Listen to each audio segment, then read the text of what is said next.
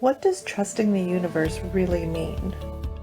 Sometimes when we're facing something challenging, a situation, a pandemic, some kind of change in a relationship, you might feel like your luck has dried up, or everything's against you, or nothing's working out. Hopefully, if you pay attention, you can hear a small voice telling you that there's something else happening. You might not understand it for a while, but things are happening for a reason, and maybe you aren't able to know the reason just yet. Well-wishing friends or family might keep telling you, trust the universe, trust God, and it might sound like some woo-woo spiritual cliche, but honestly, it comes from a long line of truthful and important sayings. Things like, maybe you've heard some of these before, let go and let God, or trust the process, or have faith, or one of my favorites, don't push the river, or another classic, thy will be done. But what exactly does trust the universe mean? Is this something we can learn or get better at if we don't feel naturally blessed with good luck and good fortune? How you answer the questions that occur during challenging times is going to have a huge influence on how your life unfolds. How you interpret the things that happen around you, how you respond to those events, and how likely you are to trust fall into the universe's arms. So if you say you trust the universe, it might be helpful to at least understand what part of the universe it is that you trust. Do you trust that you are somehow looked after? Or do you trust that there are endless possibilities for you? Or is it you that you trust, that you are resilient and strong? Or that you have faith in your ability to choose how you're going to respond to whatever the universe hands you? This might be the only kind of trust that everyone is capable of, because not everyone can trust that the universe is looking after you. Enjoying the video so far? Don't forget to subscribe to the channel for more insightful videos like this one. You'll only get smarter, and it's free. Now, not everyone can trust that the universe is filled with endless possibility. Having this idea that the universe has your back, you have to admit, it's easier to accept that idea when luck has favored you with a good family and education, good health, a good job, a skin color that's favorable in the country that you live in. It's a lot tougher to believe in for someone whose luck involved being born into poverty, or in a war zone, or into a religion that features a punishing, vengeful God, or to someone who's living a paycheck away from homelessness, or someone living in a refugee camp because their government of their country has declared war on their own people. Honestly, it might be easier for some people to believe that the universe is conspiring against you, instead of the belief that it's conspiring with you. One thing I trust about the universe is a repeating pattern of events that seem negative in the moment, but in hindsight have opened me up to new breakthroughs. Things that felt like a failure, or honestly a horrible situation, often turned out to be amazing opportunities, even though it was difficult to recognize that in the moment. I think a lot of us have at least a few of these kinds of experiences in our life. If you have a good example of this, share it with everyone down in the comments.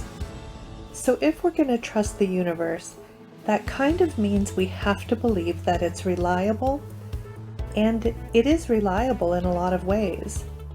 Gravity keeps working, the sun rises, the sun sets, sometimes it rains, and there's also Murphy's Law, chaos theory, the famous shit that always hits the fan. So if you're going to trust the universe, you have to trust it to be what it is, and that includes chaos and change and all the forces that have an effect on the earth and on your individual life. So maybe one of the things we need to do to trust the universe might just be to stay in tune with it, honoring your intuition, acknowledging synchronicities, spending time in nature, listening to your body, paying attention to your dreams, meditating, listening to and caring for your body. Maybe we need to learn how to allow things to happen rather than trying to make them happen. Maybe we also need to do our part. Not just being patient, not just being faithful, not waiting for God or the universe to deliver things to us, but being actively patient.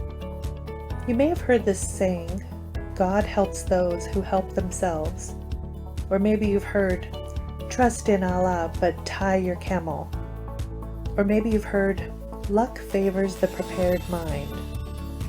Now, the origin of the word wait, and you can look this up sometime more if you're into that kind of thing, but it's to watch or to be an onlooker. So waiting for something, waiting for your manifestations, waiting for the love of your life, waiting isn't just sitting around waiting like most people think of. It's more about paying attention, observing, which is a critical skill. The universe needs to trust you as much as you need to trust it. You need to be ready to receive whatever you're waiting for, and you need to pay attention because it might show up in a different way than you expect. And in general, the universe, God, created us, so it's clearly friendly. It has in mind our general well-being. Humans and many other creatures are capable of love, kindness, and empathy, so you can easily extend that to believe that the universe also has these qualities. It's easy enough to say that the universe is generally a good energy. It's something else to truly believe it. To believe that even in your most painful experiences, life is still good and beautiful. Even when everything falls apart, the universe still provides you something to land on, air to breathe, people to commiserate with, and a mind that can imagine better days. Believe that ultimately life supports growth.